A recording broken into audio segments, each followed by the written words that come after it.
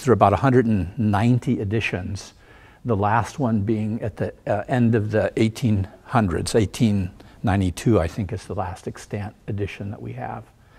And it's interesting because along with first Rhetoric, and leading up to Rhetoric, there were a number of different Latin scholars who began translating Aphthonius into Latin. And also Spanish scholars are translating the Latin handbooks that they received from Rhetoric, as well as Greek handbooks, into Spanish. And then there's an English progymnosmata as well that was translated. The Rhetoric translates in 1535 or so. And all of these other, the Spanish and the English progymnosmatas happened near the end of that 16th century. And then there's about 150 years leading up to Rhetoric. So it's a very interesting tradition. The English translation, the English progymnosmata, actually departed significantly from Aphthonius's curriculum, and it only goes through 2 editions, and then people go back to the Latin in England using Rhetoric's translation. So there's lots of variation in the history of the progymnosmata, lots of different ways to approach it. Some curriculums use 10 stages, others use 12.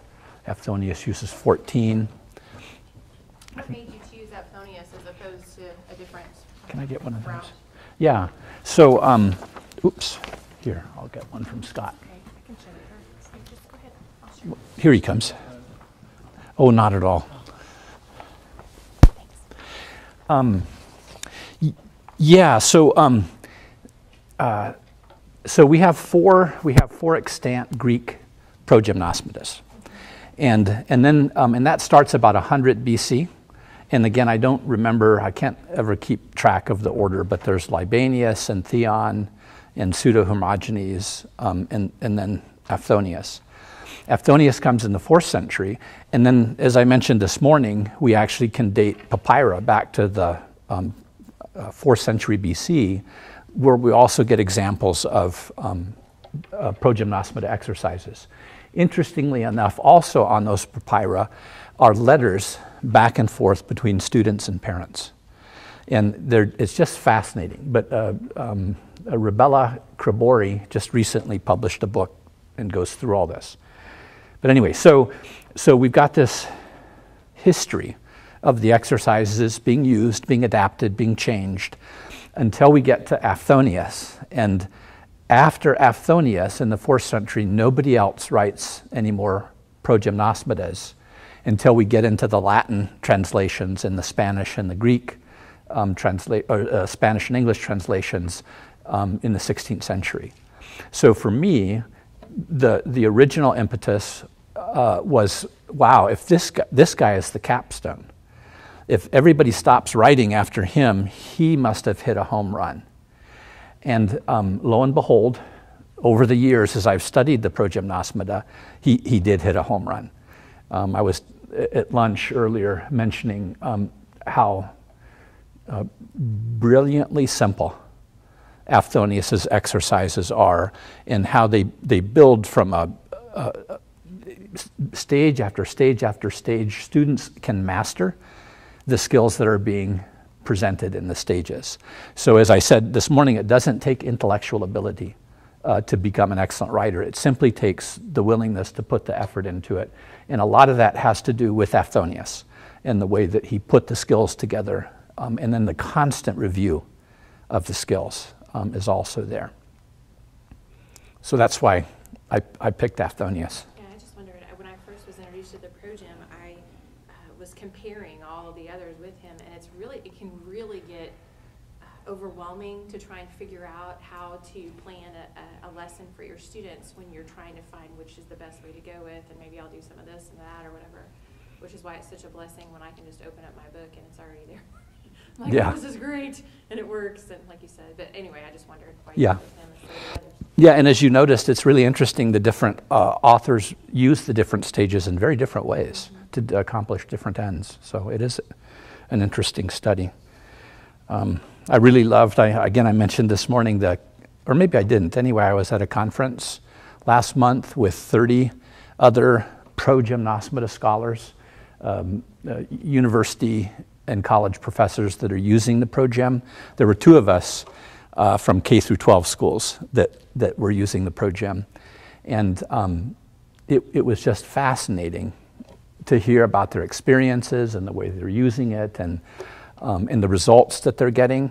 Maybe I'll take just one more minute. A Belgium group actually was able to set up some clinical studies for a group of 25 college-age students who were using the ProGym in a semester-long writing course. And then they compared them with a similar set of 25 students or so who were using a typical college writing program. And there was a couple of things interesting. We would have hoped, although it was clearly unrealistic, that there would have been some cognitive differences between using the ProGym and not. But I think over so short a period, there was no significant cognitive gain by using the pro-gymnosmata. But the metacognition was through the roof. It was like about an 80% correlation. I mean, it was just stunning that when college students used the ProGym for a semester, they understood what it was that they were trying to do as they wrote their compositions. And it doesn't necessarily mean they wrote great compositions, but they understood what it is that they were trying to do and how they were doing it versus a typical composition class where, I mean, it was like when I was in college, I just hoped for the best when I would write stuff. And it was that ubiquitous, horrifying comment in the margin from my professors, unclear. What's unclear? It's clear to me. What do you mean it's not clear? So there's the pro-gymnosmata is growing a lot, not just in universities, but even in some of the French and the, what did I say, Belgium. They're trying to get, these scholars are trying to get the ProGym as the state curriculum for writing. And the same is happening in Sweden as well. So it's an exciting time to be a writing teacher. And as difficult as it is and as strange as it is, people are finding a lot of success with it. Okay, so let's turn our attentions to the handout. And what I would like to do is take you through the way I would teach a refutation confirmation lesson, or I'm sorry, a refutation, because we won't have time for confirmation. And we won't get all the way through this, but at least hopefully you'll understand the process that I use or the method that I use. And it'll give you an opportunity to do some writing and see if that may raise some questions about what's happening here or comments as well. We're a small group, so we can be quite informal. I've been at this a long time, so I tend to speak jargon occasionally or skip over steps. So at any point, something I say doesn't make sense to you, please call me on it and we can discuss it.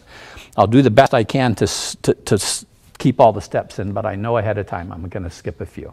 So anytime I don't make any sense, just heckle me, okay? Okay, so I think let's begin, and I'm going to ask you guys to help me because my voice is starting to go. Let's read together this story of Giuffa and the Judge. And this is a folk tale from Italian origins.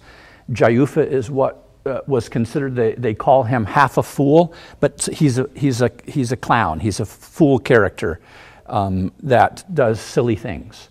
And so we'll read through this, and maybe if we could just take a paragraph at a time to familiarize ourselves with the story, and then we'll go into the worksheet itself. So would you mind starting for us, and we can just go around? One day, Giuffa went out to gather herbs, and it was night before he returned. On his way back, the moon rose through the clouds, and Jayuva sat down on a stone and watched the moon appear and disappear behind the clouds. And he exclaimed constantly, "It appears, it appears, it sets, it sets." Now there were near the way some thieves who were skinning a calf which they had stolen. And when they heard, "It appeared, it sets," they feared that the officers of justice were coming, so they ran away and left the meat. When Jayuva saw the thieves running away, he went to see what it was and found the calf's skin. He took his knife and cut off flesh enough to fill his sack and went home. When he arrived there, his mother asked him why he came so late. He said it was because he was bringing some meat which she was to sell the next day, and the money was to be kept for him. The next day, his mother sent him into the country and sold the meat. In the evening, Jayuva returned and asked his mother, "Did you sell the meat?" "Yes, I sold it to the flies on credit." "When will they give you the money?" "When they get it." And of course, sometimes the 7th and 8th graders miss this, but of course Mom is lying to Joe there. She didn't sell the meat. A week passed, and the flies brought no money. So Jayuva went to the judge and said to him, "Sir, I want justice. I sold the flies meat on credit, and they have not come to pay me." The judge said, "I pronounce this sentence on them. Wherever you see them, you may kill them." Just then, a fly lighted on the judge's nose, and Jayuva dealt it such a blow that he broke the judge's head. Okay, so let's turn the page, and we're gonna cut back on this a little bit. Oh, I can't take that off. It has a microphone. So we want to think of 3 reasons. Since we're refuting this text, we're arguing that it can't be true, and we're going to develop our arguments for that. But we want to come up with 3 reasons that we would discredit Italian poets. Okay? So 3 reasons why we would discredit Italian poets. Why don't you guys just come up with one, and then we'll share a couple of them. Okay? So here are the author, Italian poets. What can you say disparagingly about who they are or what they've accomplished? Is that clear enough? Again, I do this so often that...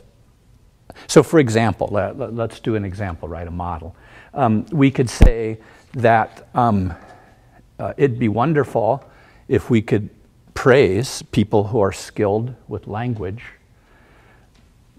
but the foolishness of this story keeps us from saying anything good about these men. That would be a disparagement. Okay, see what you can come up with.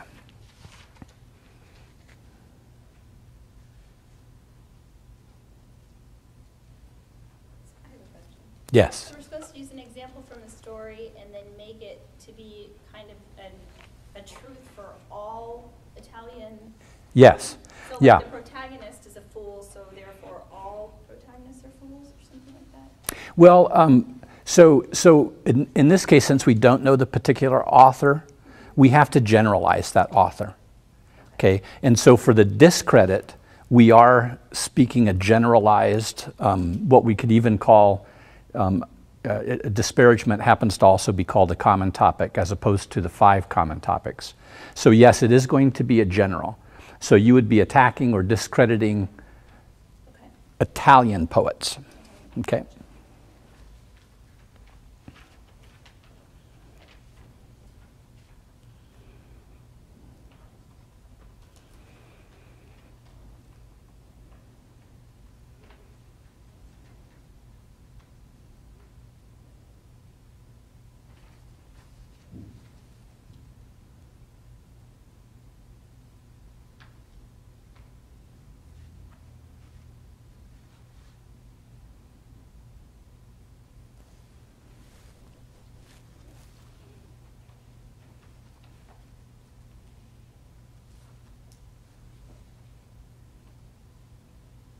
Okay. How about a couple volunteers? You can argue that Italian poets like this simply fail to teach virtue by praising the best liar. Excellent. Very good. Another example. That's kind of the same thing I had. For what purpose would Italian poets tell tales about such foolish characters? Isn't the purpose of narrative to rightly order morals and ethics after protagonists who are heroes? Very good. Excellent. I see a logical problem, and that is, what's the connection between it appears, it sets, and the notion that the authorities are coming? Good. Good. Okay. All right. So then we introduce a very rudimentary thesis statement. So, and it's simple as, I will refute the story of judge. Okay. And the point there is, again, simply to create a habit in the students to be really clear on what their issue is and the side that they're taking. Okay. So we'll skip that. And then in the exposition, this is a narrative, a condensed narrative, right, which they have done many times in their fable and narrative classes, as well as in some of the Crea Maxim paragraphs. And so the students retell this story in a condensed manner, okay? And again, we won't take time to do that today, but you understand how, again, here's a review of students being able to paraphrase narratives for a particular reason or purpose.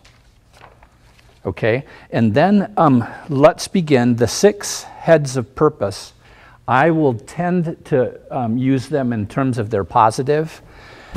We're doing their negative, so the head of clarity is labeled here unclarity. And we'll do clarity, and we'll talk about these in a minute. Clarity, plausibility, possibility, consistency, honor is propriety, and then expedience. Okay, so we begin with the unclarity paragraph. In the concept of unclarity, again, as I mentioned briefly this morning, this is an argument based upon a disconnect between the cause and the effect. And we can even get a little more subtle and talk about a disconnect between a consequent, an antecedent, and a consequent. So we can be very explicit, or we can be a little more indirect in finding this unclarity argument. Okay, and we'll brainstorm this here in just a second. And then, as you can see, there are 7 very particular types of sentences that we ask the students to write around this argument. And when I initially began this curriculum, I did not have this kind of detail in the curriculum. But what we found is the students simply got sloppy with what they were writing and uncreative. So just like metrical poetry, if we force the students into a very particular way of expression, it actually increases their creativity because they've got to think really hard about it. And so by the time they get, of course, to the thesis and law exercises at the end of the 10th grade, this has disappeared. So when they're creating arguments and paragraphs in the later stages, they have full flexibility in terms of their argumentation and how they develop it. But at this early stage, we found that this was really, really helpful to have this kind of prescribed way of expression, in that it causes them to think more creatively than they would have otherwise. Okay, so we'll take this section of the story. One day, Jayufa went out to gather herbs, and it was night before he returned. On his way back, the moon rose through the clouds, and Jayufa sat down on a stone and watched the moon appear and disappear behind the clouds. And he exclaimed constantly, "It appears, it appears, it sets, it sets." Okay? So you look at that and find an argument that disproves this narrative, that this narrative can't be true because it's unclear. There's a break between the cause and the effect, or the antecedent and the consequent. Okay, so I'll give you a minute to think about what you could argue. And then again, we'll share. And by the way, this would fit into the first two categories, because you're going to identify the fact that you're saying is untrue and then what that argument is. And when you do the argument, you cannot use the word unclarity.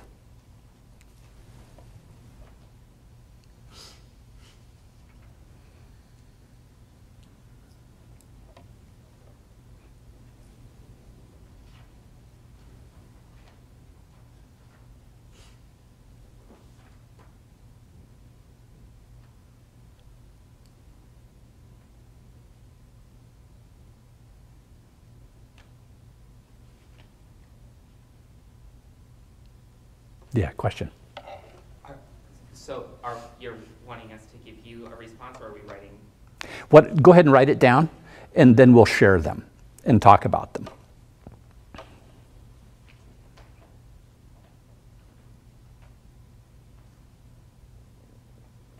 And just like in a class, we would brainstorm together as a class in this new unit. So some students are not going to pick up on it right away, and other students tend to get a particular head. And then as we share ideas, it becomes clear to the other students, and they're able to source the material.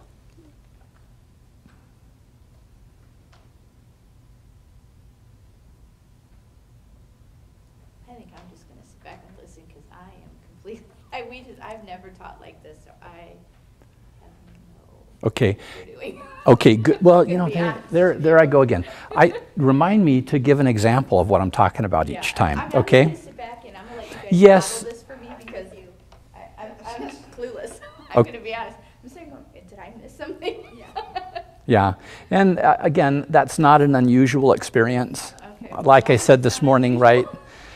We not only have we not been taught with this, but we've never even thought about composition like this. So it can be a very, very outside of our imagination's experience. The good thing, the positive thing that I can say is that with exposure, these ideas do become clear to us. And clearly that's so because teachers just like yourself have been using the progymnosmata for a number of years, and lo and behold, it slowly becomes a part of our compositional understanding. It can be. I have a thought along the same lines too. This is totally new to me too, and it might be helpful if I knew what we're trying to accomplish. I'm not sure what we're trying to accomplish. Okay, good. Yes, let me rephrase. The point of this exercise is to develop the facility with using these 6 heads of purpose or concepts in order to juxtapose these onto a particular text and find an argument. Okay, so we've got this text. I'm using this common topic of unclarity, which is something that we argue all the time, right? We constantly make these kinds of arguments. Wait, that can't be true because $100 won't buy a Lamborghini, right? So that's a clarity argument. The cause can't come from that effect. And so that's what we're training the students to do, rather than rely on their intuition, to actually train them how to use these general concepts to create a new argument. That's called the canon of invention in rhetoric. So it's a process that's universal to composition in the classical world. We've got these general statements that we all use, right? So we agree as a culture, we agree that if the effect can't possibly produce the cause, this is false. Okay, we all agree about that. And so using these common topics is training the students how to find those kinds of arguments, not intuitively, but as a craft, that they can actually utilize this skill consciously in order to find arguments. We'll do that with 6 of these, as I said, and those 6 allow the students to create this quality of thinking. When they get into rhetoric, we take this quality of invention and we give them about 35 new general concepts. And that's the canon of invention in rhetoric. And of course, what this allows students to do is to find tons of arguments. Some of them will be absurd, and they'll immediately discard them. But some of them will be very effective, and the students have hung on to those. And one of the things that this skill does, this ability to generate arguments using these common and special topics, these heads of purpose, are that students aren't afraid to get rid of an argument because they know they can find 5 more. And it's that confidence that they have to be able to think not rightly, right? They don't have to come up with the right argument in the midst of their writing this paragraph.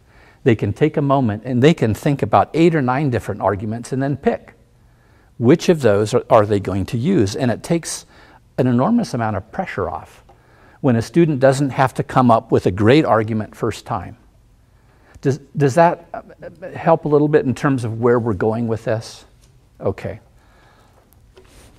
So just to be clear, right now, for the sake of developing our argumentative abilities, we are treating this fable as if it's true, and the argument, or intended to be true, to be taken as true, and we are arguing that it can't actually be true. Exactly. And Aphthonia says when we do this, don't use material that's obviously true or obviously false. So we would never use scripture in refutation confirmation arguments. And admittedly, some of the stuff that we do use is patently false, like when we do Adonis and Ares, the rose. We know that there are no Greek gods. But we ask the students to get into that narrative because the sequence of events is something that, given the worldview, this could be true or not true. So, could I give this one a shot? Please. Okay. I really don't know if this is good, but I'll try. Just like my students, you don't have to be right here. All right. So, the fact that I will be disputing is that the use of verbs rise and sets and appears and disappears communicates differing narratives. And the rhetorical question would go, how can the moon both rise and set multiple times in a sitting? Perfect. Yeah, you got it. That's a good argument. Awesome. I took a phrase literally that I know is not literal. Okay, fair enough. The moon rose through the clouds. Since clouds exist inside the Earth's atmosphere and the moon's outside it, how can the moon rise through the clouds? Good. Yeah. Good unclarity argument. How about this? Why would a man constantly exclaim, "It appears where it sets," when sometimes the moon is in full view or fully obscured? Good. Excellent. You see this cause and effect relationship, right? And we're attacking that with this unclarity argument. Sequence. Why wouldn't he say, "It appears, it sets, it appears, it sets"? Very good. I like it. I said that it doesn't seem like it would be a common practice to gather herbs at night because of low visibility, and there's no sufficient explanation for that odd. Good. Now remember, you guys are coming up with some great arguments, but we got to turn around, remember, and confirm this next week. So keep that in mind. Good. Anybody else? I had, how can a young man who's old enough to leave home and gather herbs and has often done so not know the difference between clouds moving in front of the moon and movement of the moon around the earth? But I kind of switched it as I was going down, because then I got to thinking, okay, obviously he's intrigued by this enough to sit down and start proclaiming. So I kind of changed it to, why would he proclaim as something he's obviously had to have seen so many times? How is that surprising to him? Good. Why would he take the time to do that? Yeah. I don't know. That's kind of stretching it. It is, but again, remember, this is an exercise, and it's not about coming up with the right argument. It's about coming up with arguments. Now, if a student creates an argument that really has nothing to do with cause and effect, then we'll call them on that, and we'll have the student go back and rethink it in terms of cause and effect or clarity. Likewise, if a student comes up with a really silly argument that's indicative of the fact that he didn't think deeply about what he was doing, that also we would call on him. But the reality is that some of the texts that we use, as we juxtapose a particular head of purpose over it, there is no good argument there. Okay? It just isn't. Anything that a student comes up with is going to be silly. It's just not going to be persuasive. But the point right now is to get that quality of compositional thinking so that the student is able to do it, right? Even in a situation where initially, or even really, there may not be a good argument to be found there. Because in a real composition, they're going to have a thesis that they're arguing, and some of the heads of purpose will be fruitful, and some of them will not be fruitful. But the students won't know that these unfruitful arguments are unfruitful unless they think of them, right? So if a student has a rhetorical question like, what has Jufa been smoking? You'll tell them to come up with something better than that. Yeah, I'll say, you know what, that's not even close here, and I don't think those were the herbs he was gathering. Nice try. Yeah, although I would applaud him for his creativity. Yeah. Okay, so again, and this is so different from how I learned to compose, because I was wholly dependent on my intuition when I was writing. And this allows students to really think outside the box. And yes, it's fine to come up with a ridiculous argument and recognize it's a ridiculous argument, but at least you've thought through it like that. And that's a freeing, it's a freeing thing. It also allows the process to go more quickly. So it's efficient in terms of how the students write. When I have my juniors and seniors write an in-class essay, I always require them around their thesis to first of all invent 4 confirmation arguments and 4 refutation arguments. And by taking that initial time to think about their thesis, they're actually able to write that essay within our 45-minute period quite easily because they know what they're doing. And this is where it starts, with this refutation and then the following confirmation exercise. Okay. Now, again, do we have till 3:30? I'm so sorry that I don't have that time slot. 3:25. Okay, so we're not going to do anything more here. Again, you guys can look at that and you can see what it is that's being required. Now, in the curriculum, I have models. So for a teacher that this is new to some of these numbers may not be exactly clear as what's being asked, but in the curriculum, there's an example of what we're trying to do. So you would walk me through like one of those stories and then talk about how that effect could not be, so number 3, first yes. question, asking how the effect could have come about since it is so unlikely, and you would walk. Yes. Give us a model of how to walk that through. Yeah. Yeah. And again, much of what's on this page here is simply paraphrasing that original argument, but we're asking them to paraphrase it in a very particular way. Okay. Again, to make them think about the paraphrase rather than simply defaulting to something that would come easily without having much thought in it. Okay. All right. So let's flip the page. No, wait. You know, let's do this. Let's do our confirmation right now. Okay, so now it's next week, okay, and we have the same section of text, and now you have to find a clarity argument as to why this text could have happened. Okay, so looking at this, what can you point to that says, okay, that effect does come from this cause? Okay, so let's do that. I think that'll be better. And you can just maybe in the bottom of this page here write out the detail that you're going to argue is true and what the argument might be.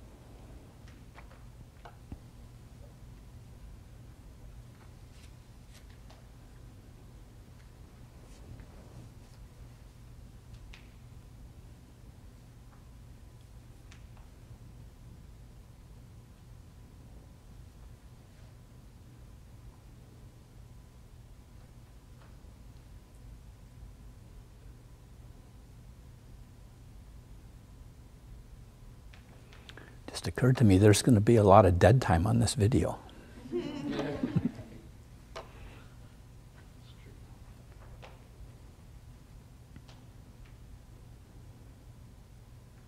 you found that the better your refutation argument is, the harder it is to come up with a confirmation? Because like mine was a little wishy-washy, but it was pretty easy for me to come up with a confirmation because my refutation wasn't so great.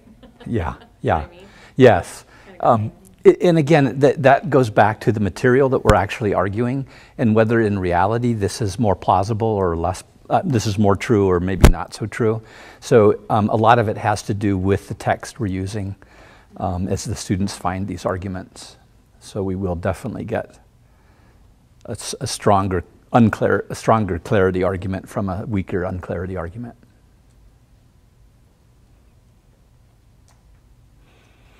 Okay, are we good? A couple of people who would volunteer, please. Somebody had mentioned the gathering herbs at night seems unreasonable, but perhaps he is also one of the thieves who's gathering herbs from not his own garden. Excellent. That is the first time in 18 years I've heard that argument on this section.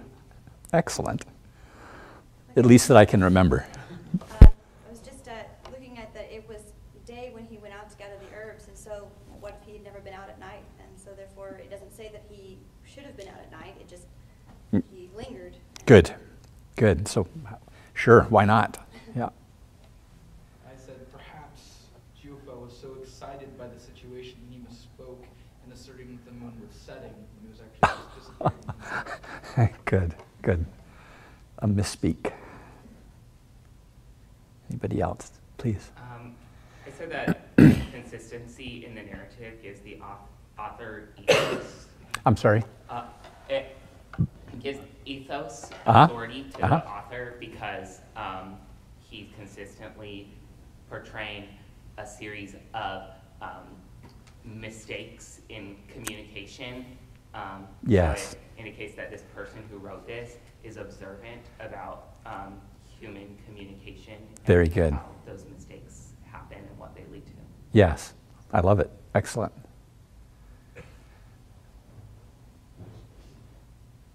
I just had, some would say that young men get distracted easily in completing errands and need extra entertainment. Yeah. Wherever they may find it. You're thinking about that 7th grader you sent down to the office, right, to come back with the papers. Yeah. 30 minutes later, where is he? Good. Anybody else?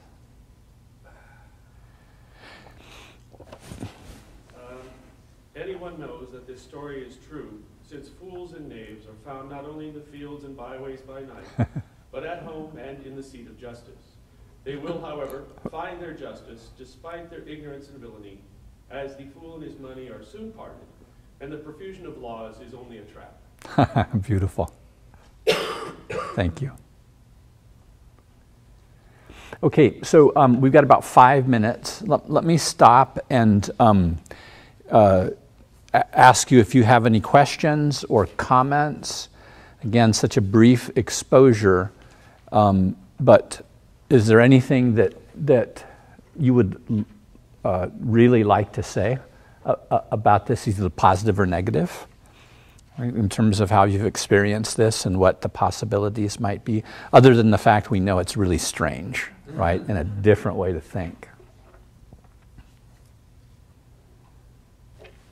Could you briefly characterize the typical method of teaching composition and why you think this is an improvement over it? Oh yeah, well, I think the improvement is in the discrete skills that are clearly articulated and understood and then get repeated over and over and over again over the course of a semester or even 3/4 of a year, with the students still staying interested. So again, one of the brilliances of Aphthonius and these exercises is that kids actually enjoy this. You know, I hated writing growing up, but this I like. And it's almost a universal experience of the people that I talk to who are using it. Students like this. And that, and learning to write is hard work, right? It takes effort. And so if we can if students enjoy the outcome, not only does it improve their self-esteem, right, as communicators, but it gives them energy to continue working. And we all know that it's much easier to work at something you like than something you don't like. So I think that probably is the greatest. What I find, I learned composition through modern composition theory, and I have many friends in university who teach process theory. And modern composition theory is too simple. There aren't enough skills there to learn, and so lots of things are being assumed. And process theory is just too darn vague. If you're a good writer, you can be successful at process theory. But if you're not a good writer, it can be a disaster when you have to do a particular writing assignment. So classical writing, composition, allows us to have a tremendous number of skills taught over a long period of time with constant review and repetition that requires creativity. So that's why I like this. Does this technique have any impact on sentence construction and grammar? Maybe the best way to say that would be as they paraphrase, they do work with sentence structure. It isn't, at Whitfield, it really isn't until we get into the style of canon. In the 11th and 12th grades, we use Hermogenes style, where students gain the details they need to manipulate sentence length, thoughts, arrangement of sentences and words, the diction.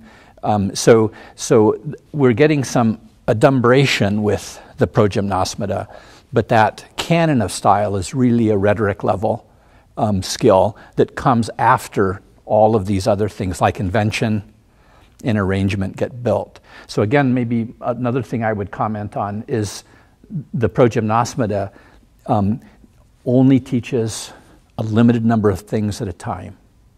So they don't have to learn 20 different skills. It's a limited number, they master those, and then that builds.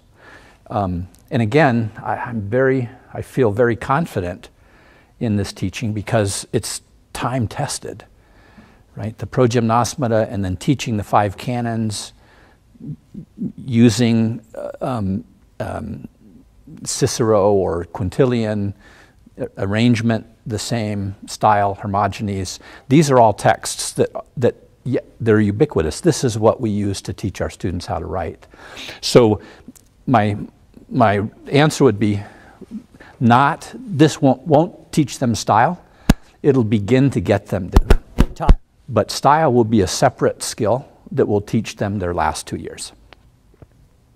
I really feel like my daughter is in the middle of Fable right now, I think. Because we just started this year, she's in 5th grade, but they're still trying to master that. Sure. And just as far as style goes, the terms that are used in the progym and how students are directed to go about even knowing how to paraphrase was really great for me, because I just look at it and go, well, you say it differently only in your own words, and the kid goes, well, I don't know how to do that, right? Yeah. But when they say, okay, here are 3 words, now you go find other words for these 3 words, and then you come down and write those other words on the line. It's just so systematic that a 5th grader knows what the next step is and what the next step is. And so that seems very systematic, but at the same time, I feel like that's teaching Joella style, because it's just like Erasmus, whenever they have to rewrite the same thing so many different times, she's starting to be able to go, oh, well, I like that one a lot better. Yeah. Oh, well, this one looks like...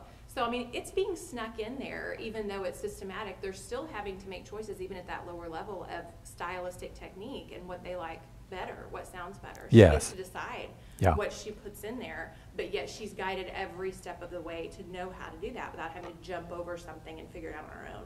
Yeah, so it's still kind of there. You're right, it is. When we get to the formal canon of style, they learn a system, right? So if I'm trying to achieve this end, I've got to mix these styles. But you know, actually it is kind of like using 6 heads of purpose and creating a quality of composition, and then getting into invention and giving them lots. You know, we could probably say the same thing about style. They're getting a sense of style that they'll use when they begin mastering the canon of style. Good. I have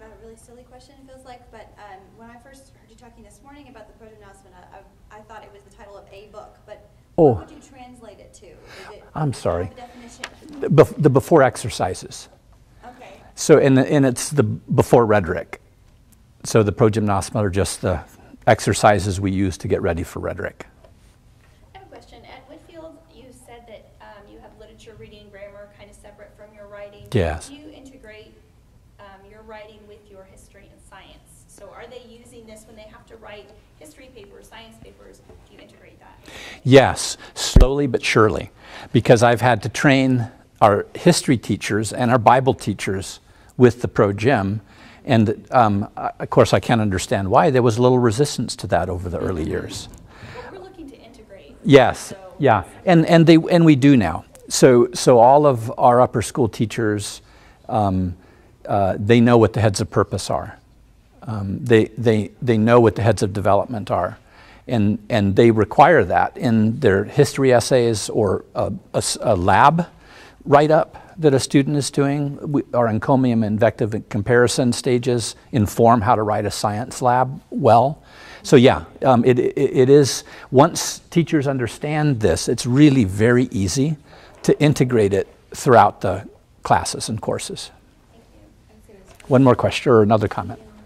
It seems to me that one of the advantages of this method would be, like she said, you are giving the student the opportunity to compare and contrast various ways of saying things. So you're doing that with style in some sense in fable, but here with what we just did, you're doing that with arguments, and it's exploratory, so it's interesting. You're exploring the different possibilities for an argument, but you're also offering the student that opportunity to compare those arguments to one another and recognize it was much harder to come up with this argument because it's just not holding together. Good. I like that. This argument,